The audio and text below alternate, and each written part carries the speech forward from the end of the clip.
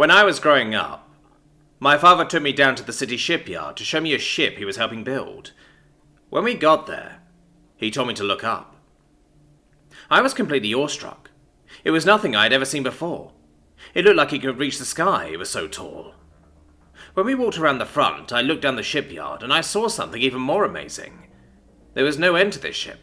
It was so long. It was a huge project for a civilization like ours, but nothing for them. These off-worlders who had come with the promise of prosperity. When they came to our planet, our great nation was the only one to welcome them. All 56 others decided that them and their empires were too good for these people who came from the stars.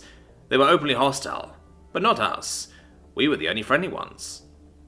We discovered shortly thereafter that they were after a resource that was not yet useful to us in our current steam-powered state, so we accepted the offer.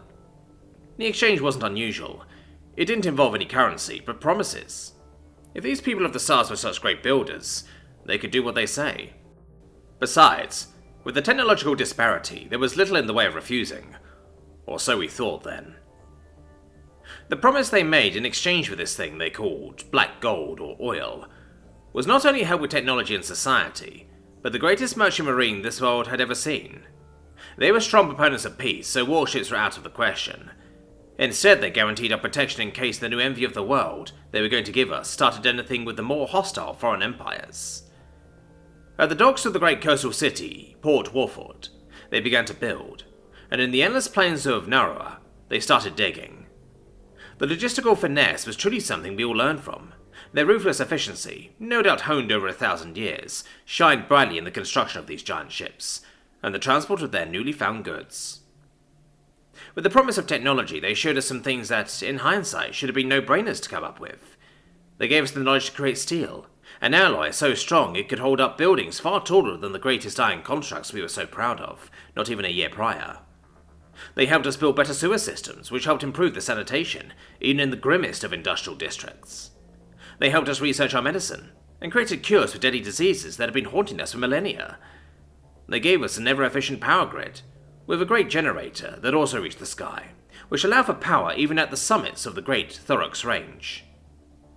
They held up their end of the promise and helped us fulfill our end too. We offered to help with finding their oil, and they accepted, taking along a few to show them their equipment and how they found these oil wells. We believed we had truly mastered our corner of the world, but instead they did it for us, and taught us how to tame it even further. Some smaller, more personal exchanges happened between us and these builders from the stars, which was surprising. They had figured out the exchange rate for our currencies by the time our skies and borders opened up for these off-worlders, and so our economies went forth and began intermingling. They gave us their money and we gave them our goods. We would use their money to buy goods off private merchants at their newly built spaceports, and some of them would also take us up beyond the sky to show us the vastness and beauty of our own world, and the wonders they had built in the vastness between the stars. The strangest thing, however, is that our domesticated animals seemed to like the most popular merchandise. They were never too popular with our people, since there was always work to be done in the shops, the factories and the streets.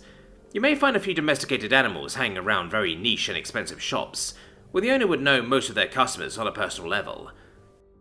But these people, they seemed to love our pets so much that it boomed the pet industry, so greatly so that our own people even started to buy some, just to see what was so awesome about them that the off-worlders wanted so much. However, not all was sunshine and rainbows. There was a very good reason why we accepted this merchant marine deal. It was because we had barely been making enough food for our own population, and had to import much of it. When the off-worlders took note of this, however, they offered to help us again, at no greater cost than financial, so we accepted, curious to see what they would do. And by the earth, they did a lot. Our fields ran along rivers, which would often flood, so the off-worlders demonstrated their true mastery of nature, and how they could bend any environment to their will. They built a great wall to hold off the mighty Argyll, which ran through the great Humber Valley. This did come at a cost, though. It flooded much of the land behind the wall itself, but at least it ensured that no others would be taken by the many floods. When we wondered how this would help with our flood situation, they showed us. They used the water to create an irrigation system, on a scale that we had never imagined before, which created a gigantic harvest the next year. This giant water wall also served as a station and provides electricity, necessary for the winters to come in more remote places. We could finally heat the small mountain villages, and also grant them a better supply of water for their steam heaters. We also told them that our cattle farming was at a low point too, and our people needed the meat to work the factories and mines, and they helped us with that too. Expanding the cattle sector would take a long time, so instead of magically growing more cattle, which seemed out of their capabilities, they carefully and steadily imported their own animal products. It was in this little era of food trade that we discovered the many foods and eating cultures they had, which many people quickly started looking up to and following.